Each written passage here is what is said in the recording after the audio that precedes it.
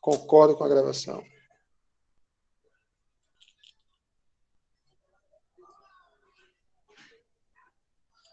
Certo? Então, assim, para essa estrutura aqui, cerebral, conseguir migrar pelo forame magno, ela vai ter que comprimir o tronco cefálico. Então, aqui o que é que eu tenho? Centro respiratório, centro vasomotor, formação reticular ativadora ascendente, que é responsável por ativar ou desativar o cérebro, tá? O que mais que nós temos aí? O controle de temperatura, o controle de êmese, né, parte do controle motor, tudo está aí. Todos os centros mais importantes de controle vital estão nessa região chamada tronco encefálico, ok? Então, se esse conteúdo aqui tentar migrar para aqui, para o forame magno, vai ter que empurrar essa estrutura e isso mata o paciente, compromete a capacidade vital do paciente e leva a óbito, tá certo? Então, assim, se nós temos suspeita de hipertensão intracraniana no paciente, e a gente vai entender que existem sinais clínicos para a gente ter essa suspeita, né? Oi. Não abre não. Tá? Existem sinais clínicos para a gente suspeitar, né, dessa hipertensão intracraniana. Não depende, por exemplo, de exame de imagem, ou exame laboratorial, ou ultrassom, para suspeitar que está acontecendo hipertensão intracraniana. Para você medir a pressão intracraniana, aí sim, eu quero medir a pressão intracraniana para saber se está no valor normal ou anormal. Aí você precisa de uma neurocirurgia, para introduzir um catéter de mensuração de pique na região subdural, ou seja, dentro do tecido cerebral. Tá? Oi. Já te dei colo, você já veio, já saiu. Agora ver se vai ser a aula toda assim. Não. Toma esse. Me deixa eu com esse. Tá? Não tem tio aqui agora não, pai. Bom, em relação à manutenção da pressão intracraniana, o que é que eu preciso entender? Sem pressão de perfusão cerebral, né, eu não tenho irrigação do cérebro. Certo? Então, a capacidade do corpo de perfundir o tecido cerebral nós chamamos de perfusão cerebral. É uma figura, Tiara, é uma figura inquieta. Né? Ele quer participar. Não importa como. É aquele memezinho assim. A frase do dia se não pode ajudar, atrapalha. O importante é participar. É o caso de Bento. Né, Bento? Ainda dá risada na minha cara. Ele ainda dá risada. Ah, cachorro. Não, senão você vai pra lá. Vai ver desenho. Vai. Já deu. Ó, canina lá. Não volta mais não. Então, vamos lá. Eu preciso de pressão arterial para manter perfusão. Então, bora entender essa fórmula aqui. A pressão de perfusão cerebral é igual à pressão arterial média menos a pressão intracraniana. Tá certo? Claro como água isso aí, ou claro como petróleo?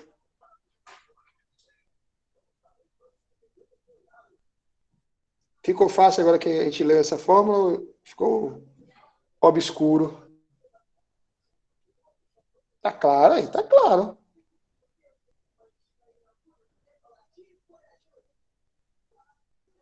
É mais fácil. Exatamente. Então alguém me explica aí o que isso significa.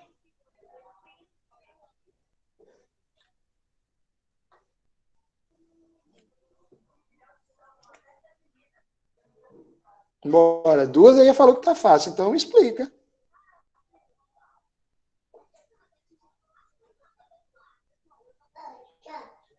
Eu fui aluno de Vitória. Quando o Vitória deu aula sobre isso aí, eu tive que esperar ele me explicar mais outra vez para poder entender direito. Na época, né? Isso já faz um tempo. Vamos lá, olha só, gente.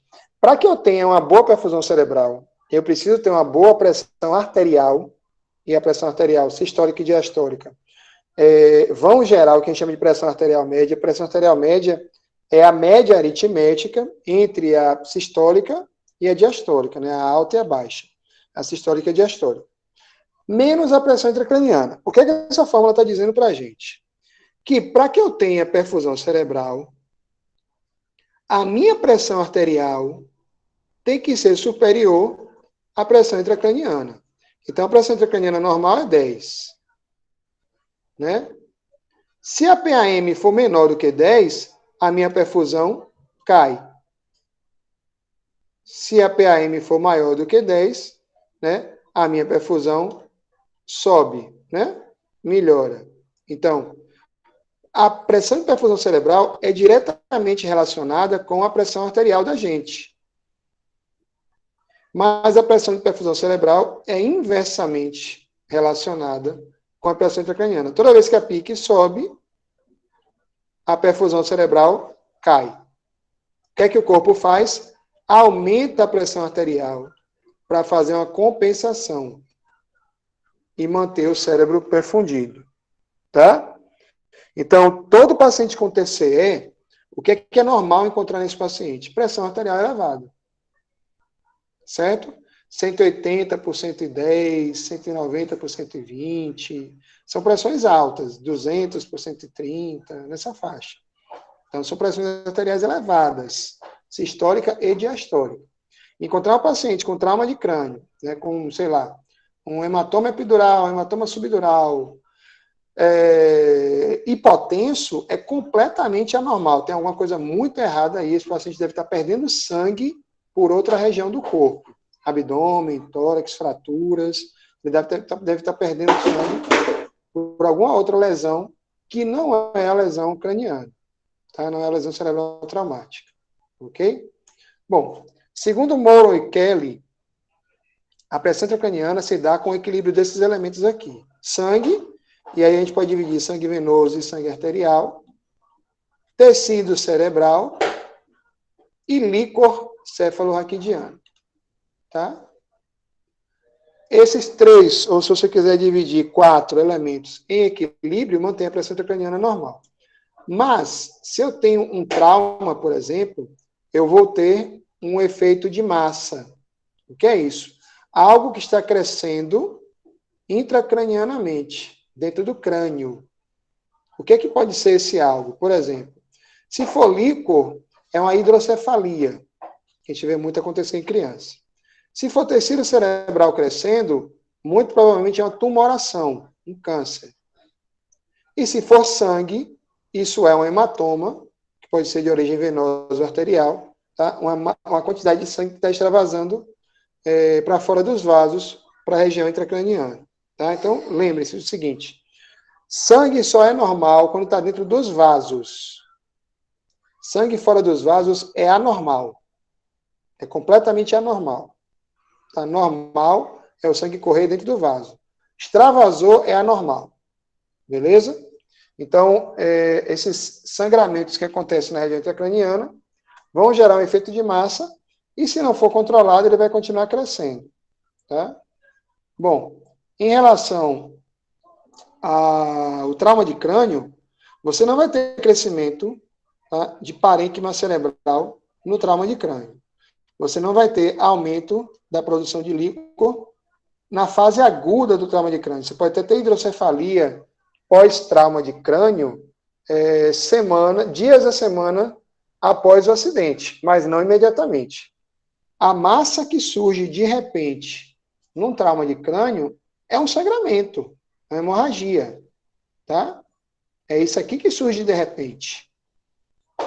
Então, é aquilo que a gente tem que sempre suspeitar. No trauma, as duas coisas que mais matam, hipóxia, estou sem minha caneta, tá fogo. Hipóxia.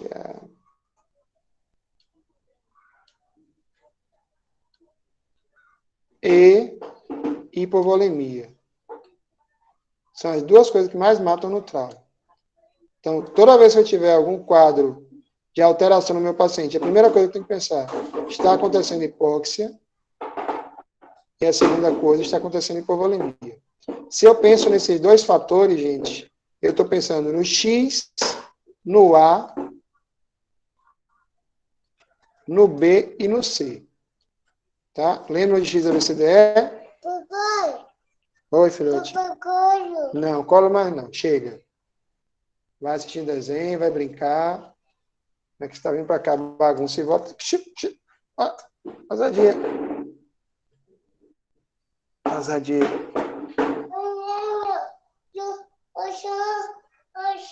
Depois, agora não. Já tomou leite agora. Chega. Deixa eu pegar só um petisco para ele aqui, gente. Rapidinho. Senão vai ficar esse calundu aqui.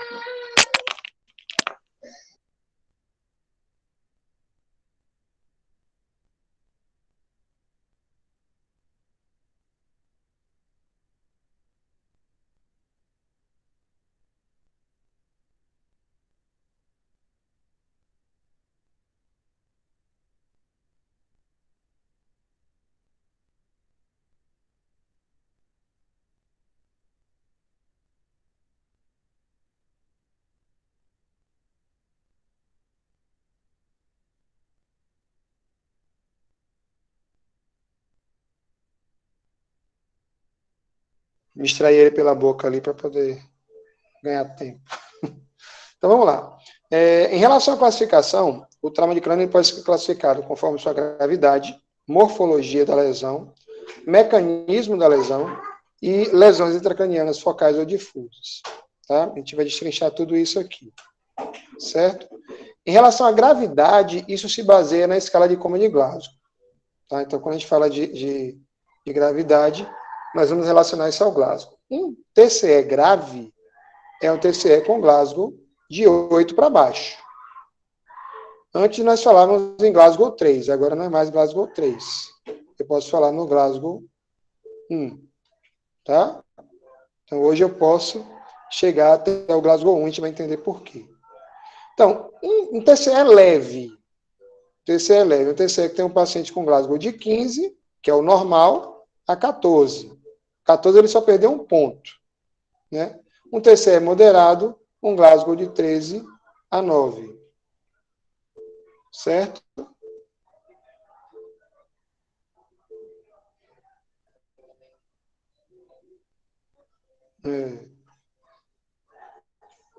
Um Glasgow de 13 a 9. Tá certo? O que a gente tem que considerar aqui? O Glasgow normal é 15. Ok. Gente, qualquer coisa abaixo de 15 é anormal. Certo? Qualquer coisa abaixo de 15 é anormal. Não tem como você pensar, 14 é bom. 14 é bom, mas não é normal. Tá certo? Normal é 15. Qualquer coisa abaixo de 15 é anormal. É uma normalidade. A gente tem que estar atento a isso. Ok? Por que a gente fala isso? Olha só. Escala de Komen de Glasgow em espanhol para vocês exercitarem o portunhol de vocês junto com o meu. Também não falo espanhol, então estamos juntos. Beleza? Então, assim, a escala de Komen de Glasgow, ela é uma escala de avaliação para TCE. A gente usa para tudo de avaliação neurológica, mas ela foi criada para avaliação do paciente vítima de trauma de crânio. Tá? Então, assim, a escala de Glasgow avalia abertura ocular, melhor resposta verbal e melhor resposta motora. Tá certo? Então, a avaliação da resposta ocular tem no máximo 4 pontos, no mínimo 1. A avaliação da resposta verbal tem no máximo 5 pontos, no mínimo 1. E a avaliação da resposta motora tem no máximo 6 pontos, no mínimo 1. Tá certo? Você pode aprender isso aqui, tá? Ou você pode consultar esse material, se você tiver na enfermaria, no pronto-socorro, na ambulância do SAMU, você cola esse material na parede e utiliza. Não precisa estar com isso fixo na mente, né? O mais legal é você saber, certo? O mais legal é você saber. Mas, se você tiver dificuldade de memorizar ou de lembrar, é melhor você consultar o material que você tenha de referência de apoio do que ficar chutando o Glasgow, tá? Chutando o Glasgow que você não tem certeza. Então, vamos lá. Abertura ocular. Se o paciente não abre os olhos, ele tem 1 ponto. Se ele só abre os olhos quando você faz estímulo doloroso, são 2 pontos. Se ele só abre os olhos quando você chama ao estímulo verbal, são 3 pontos. E se ele abre os olhos espontaneamente, são 4 pontos. Tá? Melhor resposta verbal. Sem resposta verbal, 1 ponto. Gemidos, sons incompreensíveis, 2 pontos. Fala inapropriada, que seria, na verdade, ele emitir palavras sem conseguir formar uma frase com sentido, 3 pontos. Falar de maneira confusa, desorientada no tempo, espaço, pessoa, né? São 4 pontos para ele. E paciente que fala de maneira orientada tem 5 pontos. Tá? Melhor resposta motora, não tem resposta, 1 ponto. Extensão anormal, que o paciente vai fazer essa extensão dos membros com rotação interna e as pernas ele vai esticar, os pés, né? Aí ele tem 2 pontos. Isso aqui era chamado de descerebração. A extensão normal era chamada de descerebração. E alguns anos para cá isso mudou, tá? De alguns anos para cá isso muda. Flexão anormal. Na flexão anormal ele vai fazer 1, 2, 3 movimentos. E ficar nessa posição que a gente chama de posição de boxeador. Com esses punhos cerrados aqui, tá? O que a gente chamava de decorticação. Então, já que a descerebração, a gente está falando de lesão do cérebro todo, a decorticação é a lesão apenas da camada mais superficial do cérebro. Se fosse uma laranja, se o cérebro fosse uma laranja, o córtex cerebral seria a casca da laranja. Tá? Então, só que o córtex cerebral é onde nós temos todas as nossas capacidades cognitivas, capacidade de cálculo, de memória, de fala, de cantar, de escrever, de desenhar, tá tudo lá. Oi, filho. Outro? Você acabou de comer. Oh, Jesus. Espera aí, gente.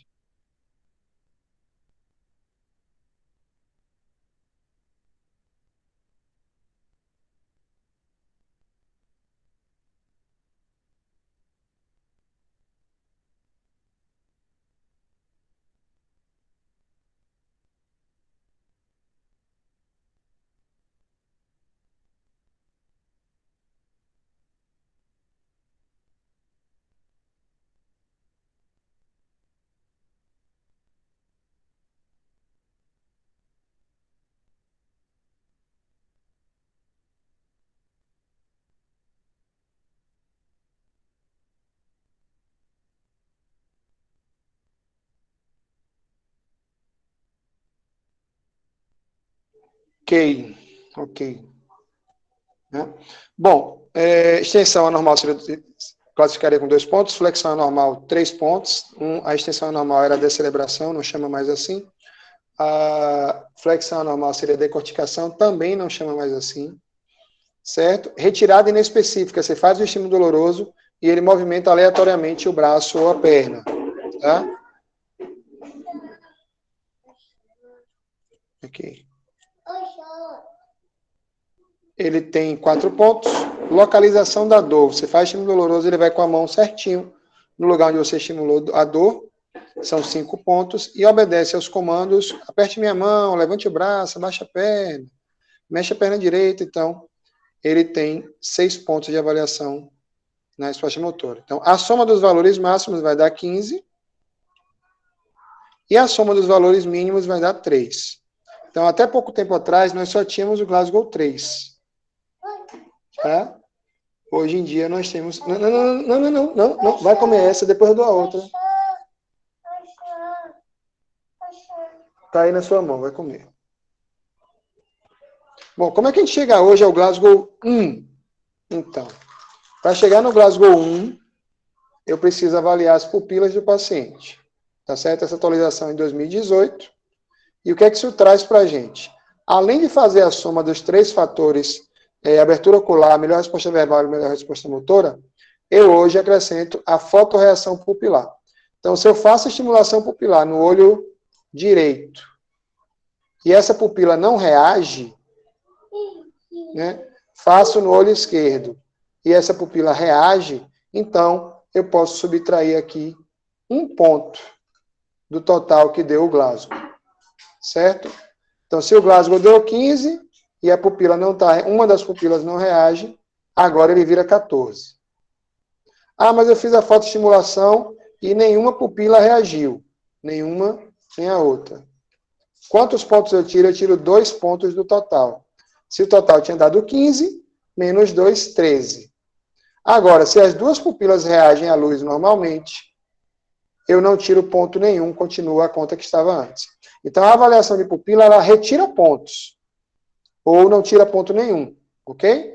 Tira 2 se as duas pupilas não reagirem, tira 1 se só uma pupila reagir, ou não tira nada se as duas pupilas estiverem normais, tá? Quanto à classificação, o trauma de crânio, as lesões cranianas podem ser classificadas como lesões penetrantes ou não penetrantes, lesões fechadas, tá? Então, aqui a gente tem, olha só, já viram o que é isso aqui? Esse objeto está encravado na cabeça do paciente? Já identificaram aí o que é? É uma inchada, né? É uma inchada. Exatamente. Pense numa inchada amolada. Então, isso aqui é um trauma craniano penetrante por uma inchada, uma enxadada. Tá? Se a lesão aberta tem penetração na dura mater que é uma das meninges, uma das camadas que reveste o cérebro, né, uma das películas que reveste o cérebro, então eu considero como uma lesão aberta. Tá? Isso pode ser feito por arma de fogo, arma branca, certo? Inchadas, etc. Os traumas fechados, eu não tenho fratura com penetração na dura mater. Por exemplo, acidentes automobilísticos, agressões físicas e quedas. Esse caso aqui é o caso onde eu tenho múltiplas contusões, múltiplos traumas na cabeça, mas não há uma fratura, uma penetração com exposição para o meio externo. Ok? Observe o seguinte, isso aqui é ao redor dos olhos, ó. É um sinal de guaxinim?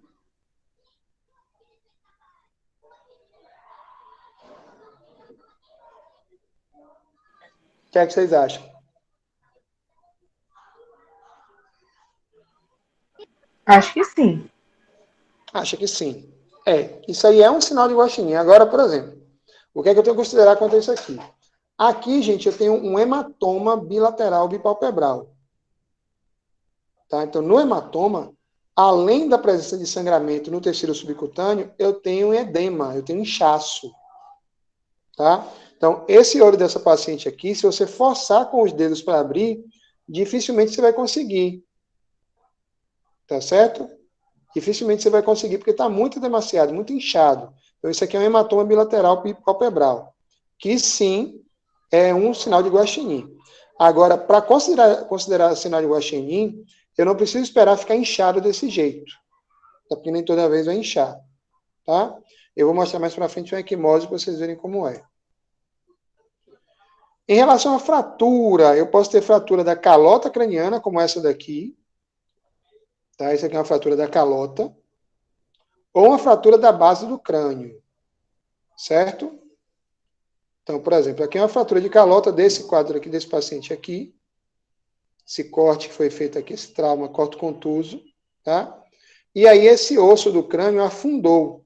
Veja como ele está aqui, ó. Afundou, aprofundou em relação ao nível do restante da calota craniana. Certo? Essa partezinha preta aqui, ó, ao redor de toda a tomografia, isso é ar. Ah, Fabrício, mas isso é óbvio, né? Está do lado de fora da cabeça, deve ser o ar. É o ar. Por que é importante você saber disso? Porque o ar, ele vai te dar o máximo de cor preta possível numa tomografia. Certo? Tomografia, você vai ver aqui variações de preto para branco. Entre o preto e o branco, você tem múltiplas tonalidades de cinza, de preto e branco. Ok? Então, aqui, o máximo preto é ar. Então, olha aqui, ó, olha onde tem ar dentro da cabeça, ó, dentro do crânio. Não é normal ter ar dentro do crânio. Isso é o que a gente chama de pneumoencéfalo. Na hora que houve o trauma aqui, né? Na hora que houve o trauma, acabou entrando um pouco de ar por conta dessa lesão aberta. Certo? Então, ali vai ter que drenar para retirar aquela quantidade de ar e não permitir uma infecção. Fratura da base do crânio. Gente, a base do crânio... Deixa eu mostrar outra imagem aqui. Voltar, né? Aqui. A base do crânio, gente, ela vai aqui, ó, dessa região... Deixa eu colocar em vermelho. Dessa região nasal, do seio nasal, região frontal, aqui, ó, região do seio nasal, passa pelo esfenoide, tá? Passa pelo temporal, passa pelo occipital. Então, tudo isso aqui em vermelho é o que a gente chama de base do crânio, certo?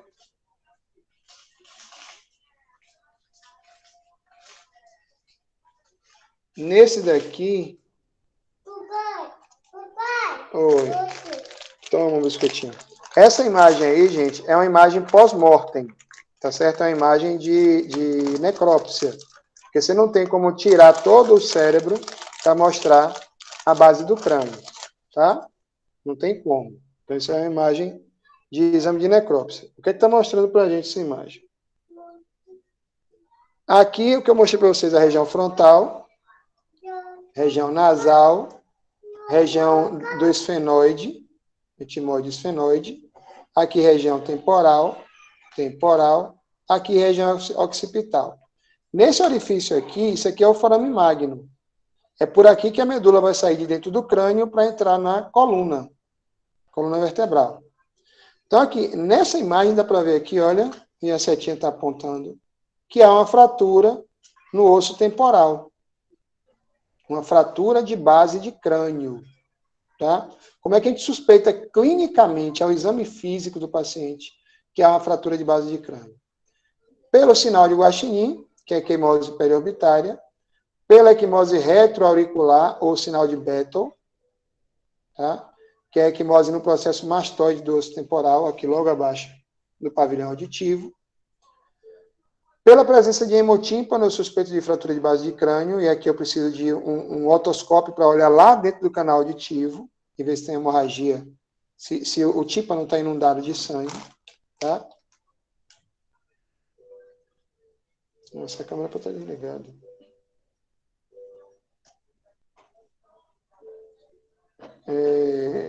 E isso vai gerar o que a gente chama de fístula licórica, que é outra forma de você identificar se há ou não uma fratura de base de crânio. Tá? Então, assim, o sinal de Guaxinim clássico é isso aqui. Certo? Vejam que eu tenho uma mancha roxa, mas o inchaço é mínimo. Não tem hematoma. Eu não tenho edema junto com o sangramento. Isso aqui é uma equimose. Tá? Ó, equimose periorbitária bipalpebral, bilateral. Tá? Tem dos dois lados. Ah, Fabrício, mas isso aí pode ter sido agressão à mulher em domicílio. Pode sim. E uma agressão à mulher em domicílio pode gerar um trauma de crânio como resultado. Tá? Outro sinal. Esse hematoma aqui, ó, essa equimose aqui, na verdade, no processo mastoide do osso temporal, aqui atrás do pavilhão auricular. É outro sinal que extravasou líquido e sangue da região intracraniana para o subcutâneo da face, do crânio, né? Ao redor do crânio.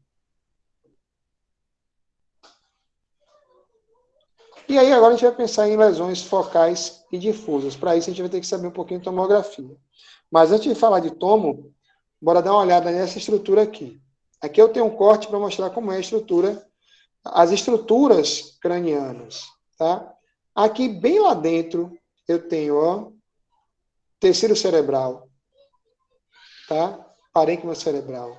Essa linha mais fina aqui é uma das meninges, que a gente chama de pia mater, é a mais fina de todas, mais delicada, é a película mais delgada, tá?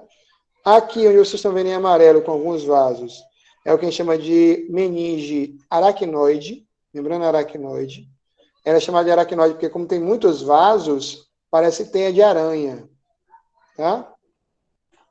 Aqui em azul, você tem a dura mater. A dura mater é a meninge, ou película, né, que reveste o tecido cerebral mais dura de todas. A menos flexível de todas, digamos assim. Aqui você tem o osso, crânio. Aqui você tem a pele. E entre a pele e o crânio, há um tecido fino muscular, que a gente chama de tecido semimembranáceo. Não é um músculo espesso, mas é onde você tem a inserção aqui de alguns músculos do crânio e da face. Tá? Esse tecido aqui é chamado de gálea. Gálea aponeurótica. Então, quando a criança cai, o adulto cai, que sobe o galo, não é um galo, é um hematoma subgaleal, logo abaixo aí da gálea aponeurótica.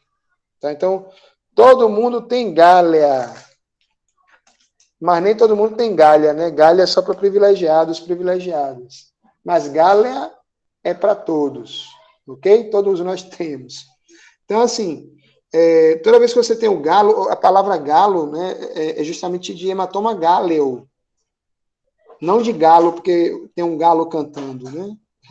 As pessoas acabam relacionando a isso. O galo está cantando ali na testa da criança. E não realmente um hematoma nessa região subgaleal, tá? Bom, hematomas epidurais. Se eu tenho pia mater, aracnoide e dura mater, tudo que é epi é acima. Tudo que é sub é abaixo. Tá? Então, um sangramento epidural, gente, ele fica entre o crânio, fica aqui, ó. Entre o crânio e a dura mater, nesse espaço aqui, que nem existe, né? O espaço. Aí o sangue vai empurrar tudo aqui para criar um espaço. E isso é um hematoma epidural. Tá certo? Isso aqui é a imagem do hematoma epidural. Fica entre o osso e a dura mater. Tá? Está associado com fratura de crânio em 75% dos casos. Geralmente, o que provoca isso é a artéria meningea média. Por quê? Eu preciso de um vaso que tenha uma boa capacidade pulsátil para conseguir empurrar o cérebro. Estão solicitando para entrar. Quem é?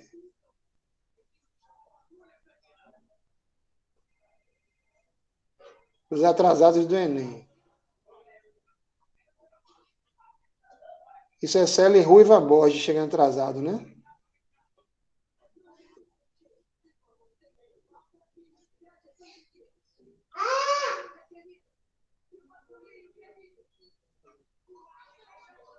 Vamos lá. E isso aqui é uma característica interessante dos traumas de crânio que apresentam hematoma epidural. O intervalo lúcido. O que é o intervalo lúcido? O paciente sofre o trauma, ele perde a consciência por um breve instante, acorda e depois ele desmaia de novo. É o que as pessoas costumam chamar também de janela do trauma. Tá? O intervalo entre acontecer o trauma, o paciente recobrar a consciência e depois ele afundar de novo, perdendo a consciência. Então, uma pergunta importante para vítimas de trauma de crânio. Perdeu a consciência no lugar, apagou, desmaiou, alguém que viu se ele desmaiou, e às vezes o paciente também não consegue lembrar, não consegue referir. Certo? Mas se alguém viu ele desmaiado, ele apagado, ele desacordado, isso conta para a gente. A gente suspeitar que há um hematoma epidural acontecendo. Tá?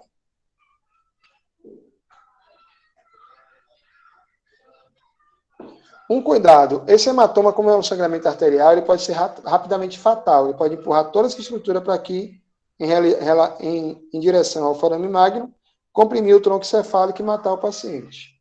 Tá? Vai lá para o sofá, pai. Vai lá para o sofá. Vai dormir na cadeira, repare.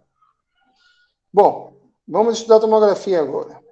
Isso aqui, preto ao redor, é o quê?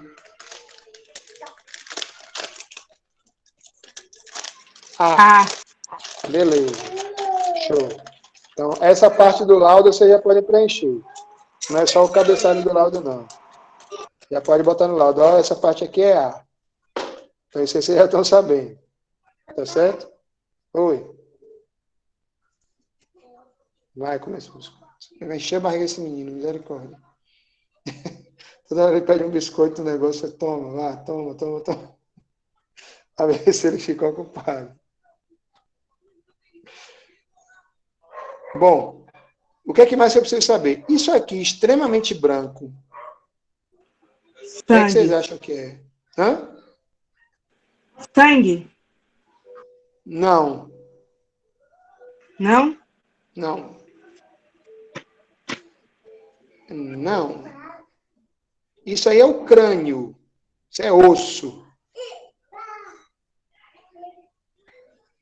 Tá? Então, vocês estão vendo aí, ó. O que é extremamente preto e o que é extremamente branco. Tá? Agora, deixa eu explicar por que isso é importante saber. Eu falei que eu tenho dois extremos de cor, preto e branco. E entre preto e branco eu tenho variação de cinza. Por exemplo, isso aqui é uma variação de cinza. Isso aqui é uma variação de preto. E bem pouquinho aqui você vê uns pigmentozinhos de variação de branco. Tá? O que acontece? O raio-x, ele passa pelo objeto e onde você tem menor densidade, ele chega mais no filme. Então, você tem mais contato dos raios-x com o filme. Né? Então, o filme ele vem branco. Certo? Que ele tem um material de prata, ele vem completamente branco. Quando o raio-x bate, ele queima e fica escuro. O ar é completamente hipodenso. Então, o raio-x passa direto pelo ar e queima o filme lá atrás. O osso, ele é hiperdenso. Então, o raio-x bate no osso e fica. Então, onde tem osso, por exemplo, o filme não queima, ele fica branco lá. Por isso você vai ter uma imagem branca.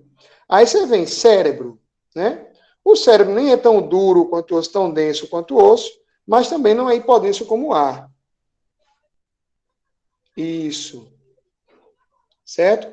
Então, o raio-x, parte do raio-x fica aqui no parênquima e parte do raio-x passa direto para queimar o filme lá no book. Que é, meu? Que Jorginho. Tá certo? O que mais que a gente tem que observar em relação à tomografia, então? Ó, eu tenho dois hemisférios cerebrais, direito e esquerdo. Então, eu tenho uma linha imaginária aqui que separa os dois, que é a linha cerebral média. No centro aqui eu tenho essa borboleta, que na verdade são os ventrículos, onde eu tenho produção de líquor, tá? E o cérebro ele tem giros, ele tem contornos, tá? Giros cerebrais, circunvoluções. O normal é você conseguir ver na tomografia essa imagem definida como está nessa tomografia aqui. Certo? Na medida que essa imagem perde a definição, eu não consigo mais ver esses relevos aqui, significa que esse cérebro está inchado, é demasiado. Estica tanto que eu perco essa definição, essa qualidade de definição da imagem. Tá? Então, isso aí é o resultado de um inchaço ou de hematoma e edema, que a gente vai chamar de Brain-Swelling. Tá? Pegaram aí tomografia? Então, bora testar vocês. Opa, deixa eu apagar isso aqui. Cadê a borracha? Borracha.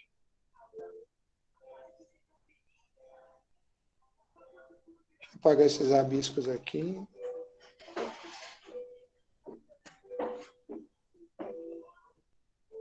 Vamos lá, o que é que vocês conseguem identificar nessa tomografia aí?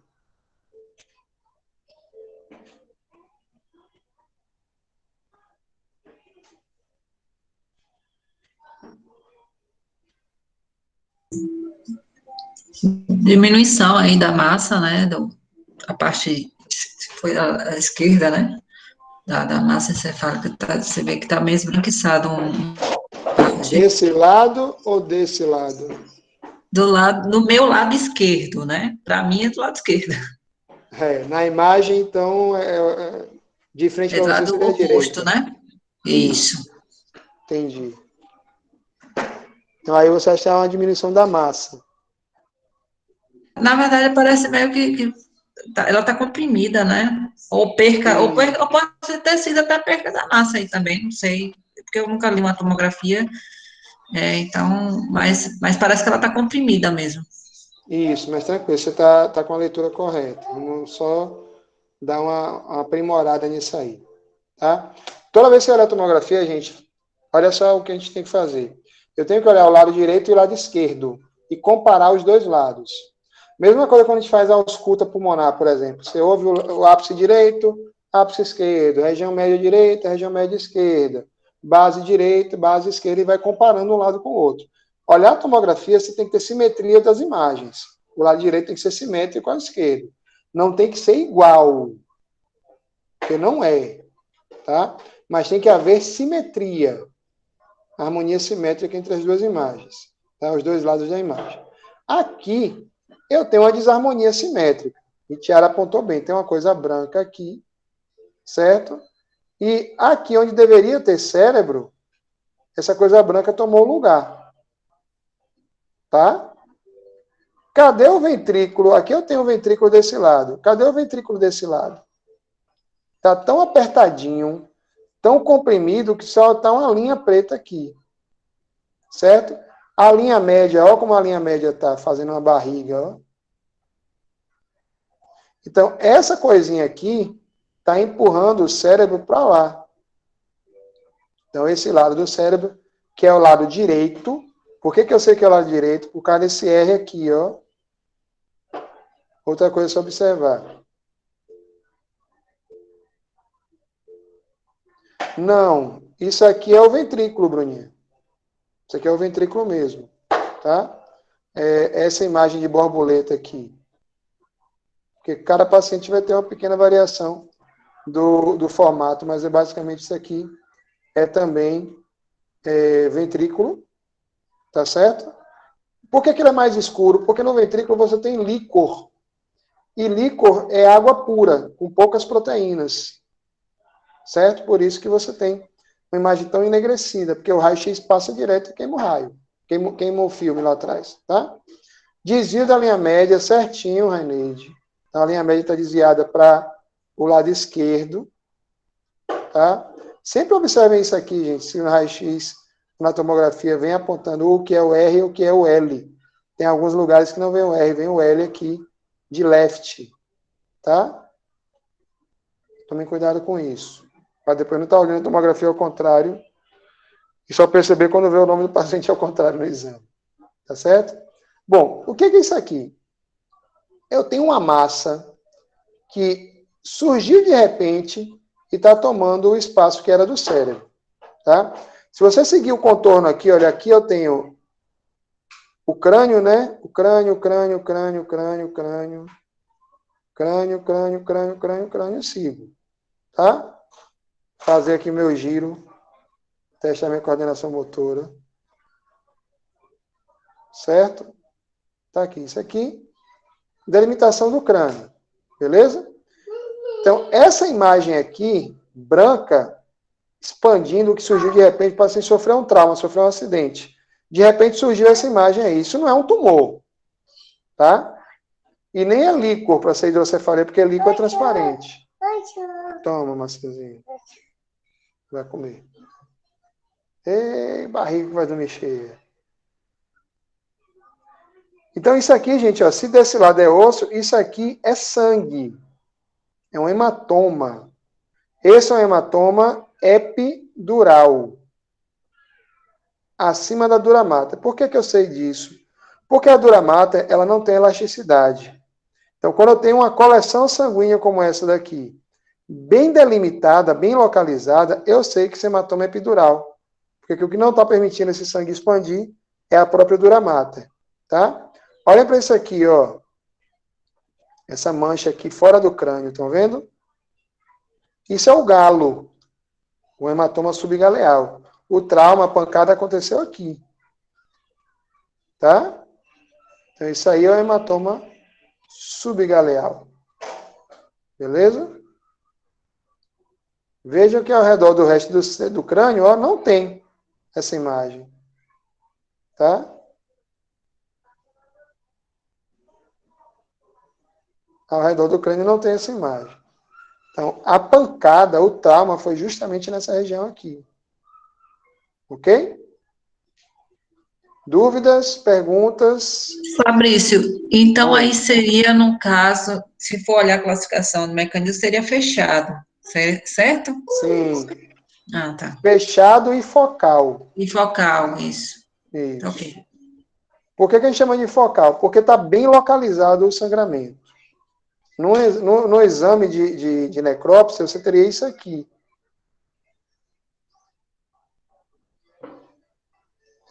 Tainara, pode ser qualquer objeto radiopaco. Por exemplo, eu vou mostrar um tumor para vocês. Deixa eu mostrar lá na frente o tumor, lá no final.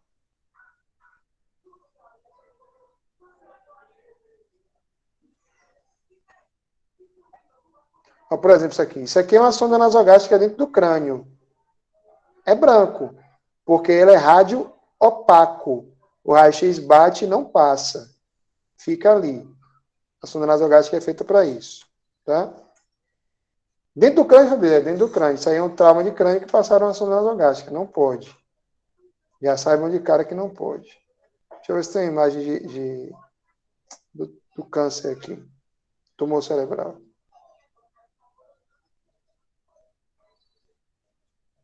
Não, não está nesse slide, não.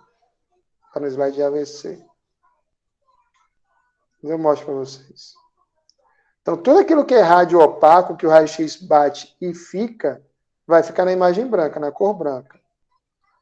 Tá? Então, nesse caso aqui, ó, o sangue ficou bem delimitadozinho ali. Na necrópsia, como ficou, ó. A massinha de sangue ficou aqui, acumuladinho, nessa região.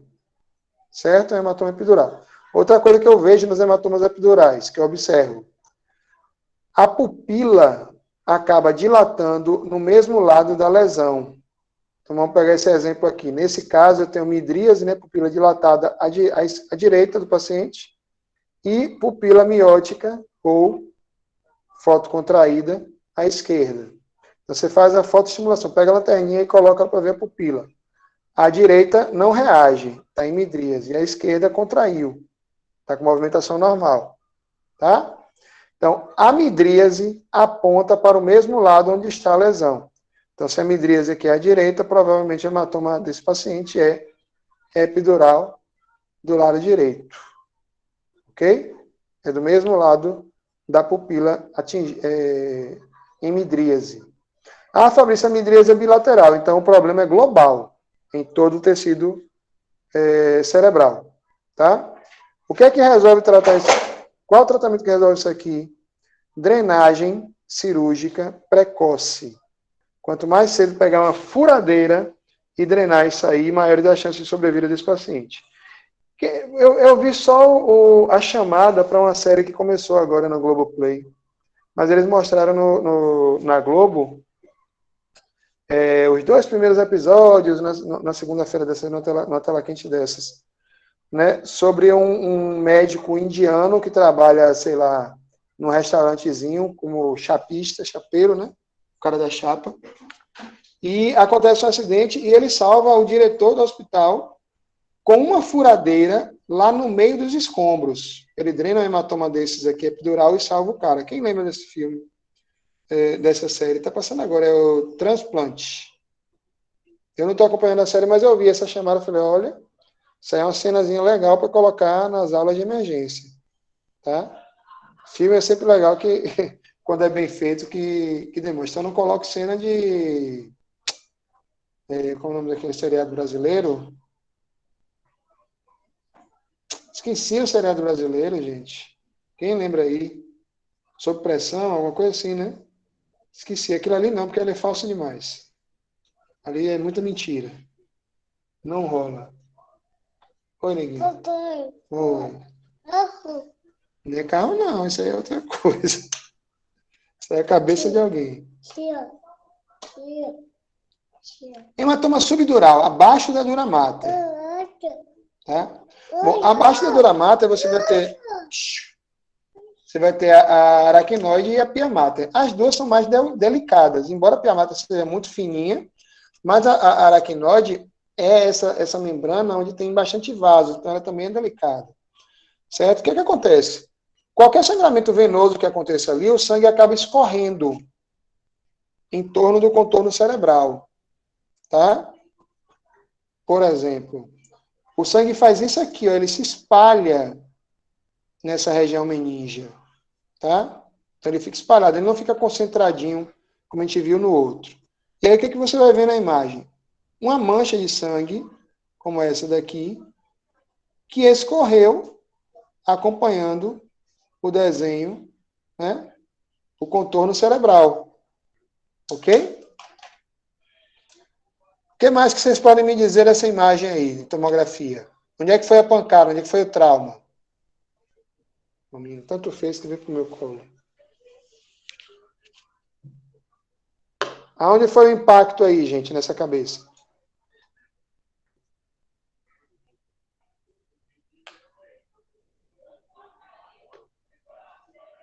Tem alguém aí?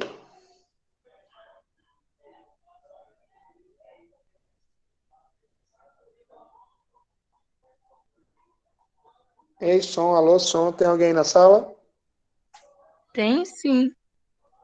E aí, onde é que foi a lesão? O Eu tô aqui trauma, dando né? um chute, minha filha fala. Abre o microfone, mãe, e fala. Eu falei, não, vou falar errado. Tem que chutar, mulher. Se não errar, não acerta. Eu acho que aí é no lado direito, no temporal. Justamente. Justamente. Aqui, ó. Essa mancha aqui é o hematoma subgaleal. Foi aqui que houve o impacto. Eu posso até falar para vocês que é um impacto contralateral. Como se o primeiro impacto fosse aqui e o segundo impacto fosse aqui. Certo? A cabeça bateu nesses dois lugares. Essas duas regiões aí. Tá? Mas o impacto principal é esse daqui. Tá certo? Ô, Fabrício, deixa eu fazer uma pergunta. Vá. Quando é um bebezinho que a gente pega, que fica chacoalhando ele, pode ocorrer isso aí?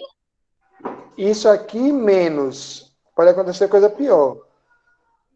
Ah, Coisa muito pior do que isso aí. Isso aí é menos grave. Apesar de ser grave, é menos grave do que o que acontece numa criança ou num adulto depois de um acidente muito grave. Eu vou mostrar para você já já. Tá? Então, aqui, o que é que vai resolver? A mesma coisa. Chegar aqui, ó. O médico vai chegar com uma broca no centro cirúrgico, vai perfurar e tirar esse excesso de sangue.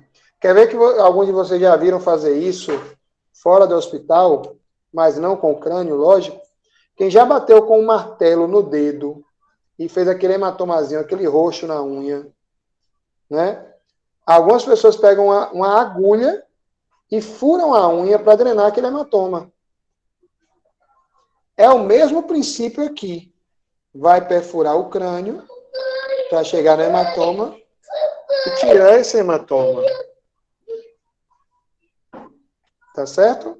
E tirar esse hematoma daí, drenar esse hematoma daí. Tá? Olha só. Essa linha média está super desviada. Tá? Um grande desvio da linha média. Os ventrículos são apagados. Esse ventrículo ficou só uma linha. E o daqui sumiu. Cadê o daqui? Certo? O ventrículo posterior desse lado também sumiu.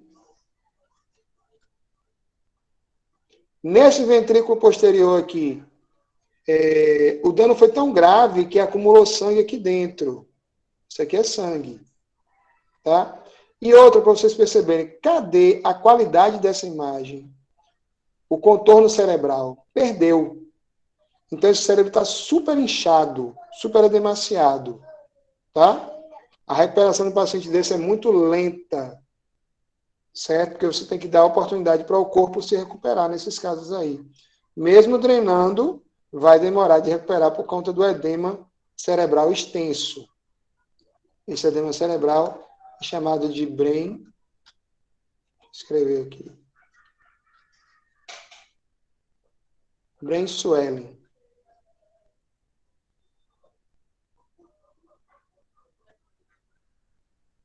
Swelling.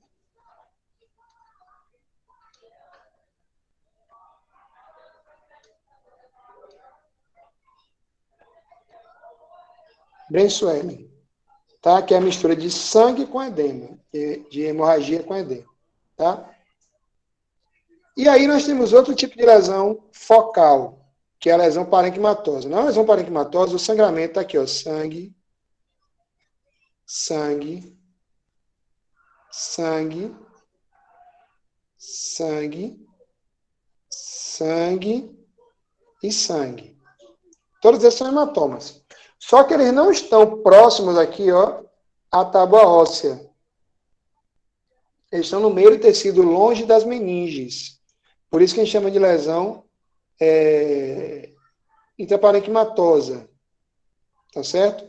Ou contusão cerebral. Isso é dentro do parênquima. Ok?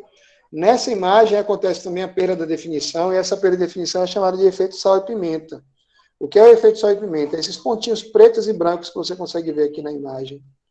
Tá? Todo pontinho preto e branco aí. É como se fosse sal e pimenta do reino misturados. Tá certo? Ou eu gosto de fazer outra comparação. Uma TV fora do ar.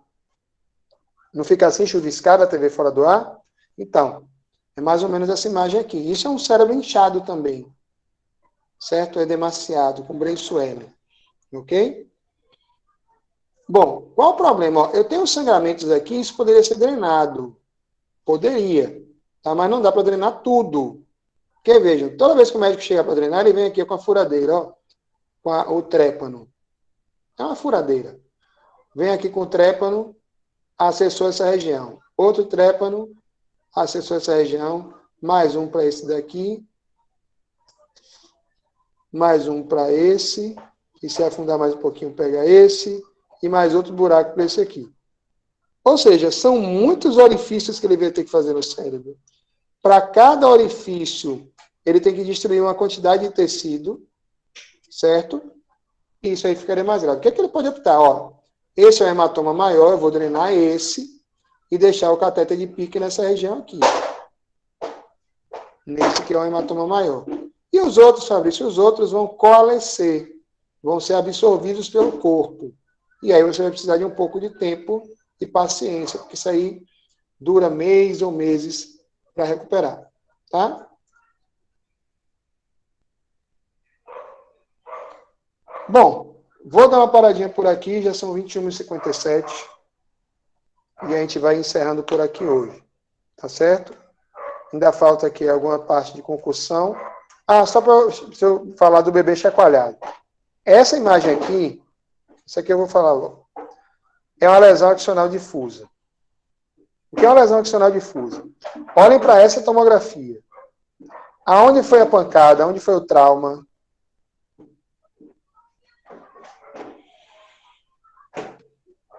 Na temporal? Na temporal, não. Na frontal, quer dizer.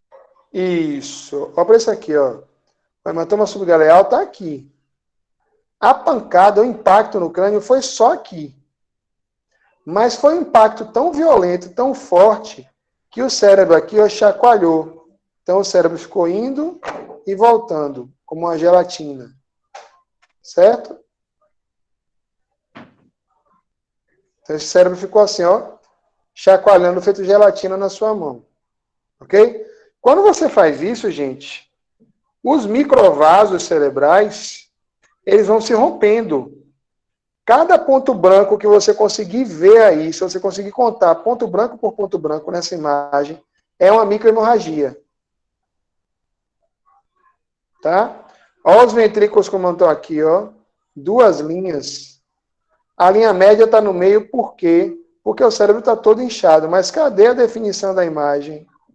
Cadê o contorno cerebral? Não tem. Tá certo?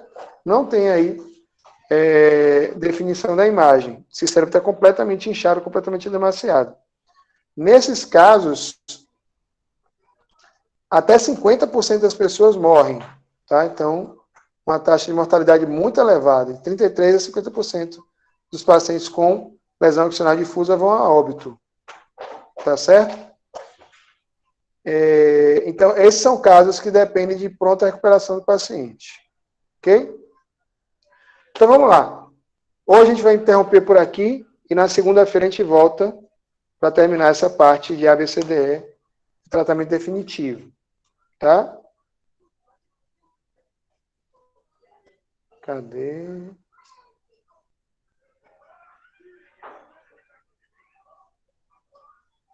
Pergunta, gente. Quem teve dificuldade de identificar alguma coisa?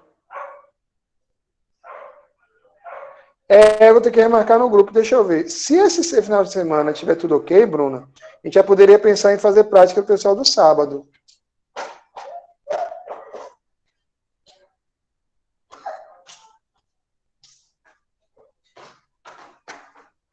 Sugestão, viu, gente? Fazer prática nesse próximo sábado com a galera de sábado.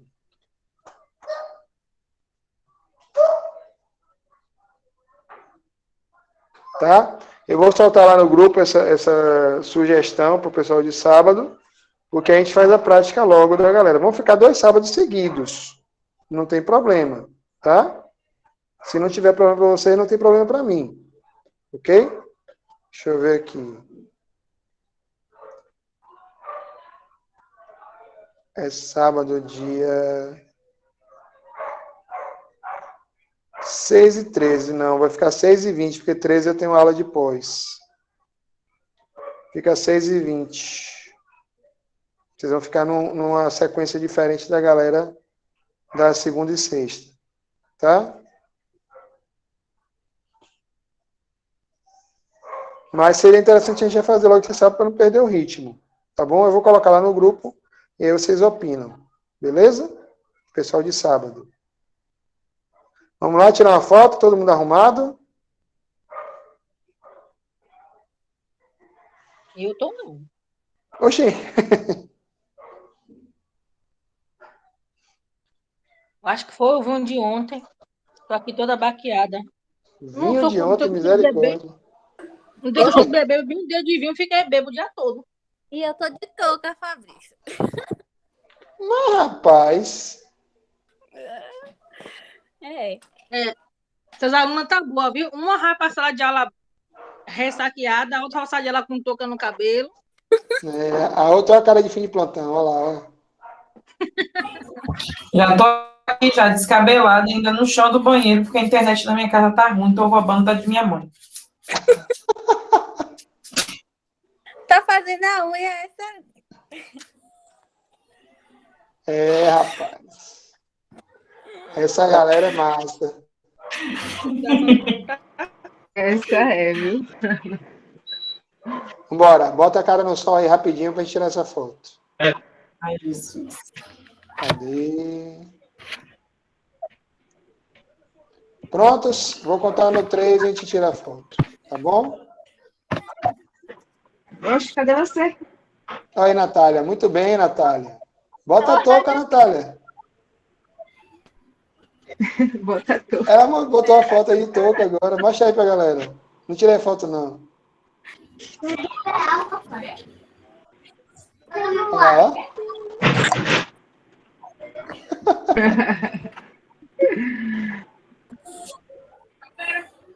Vamos lá. 1, 2, 3 e...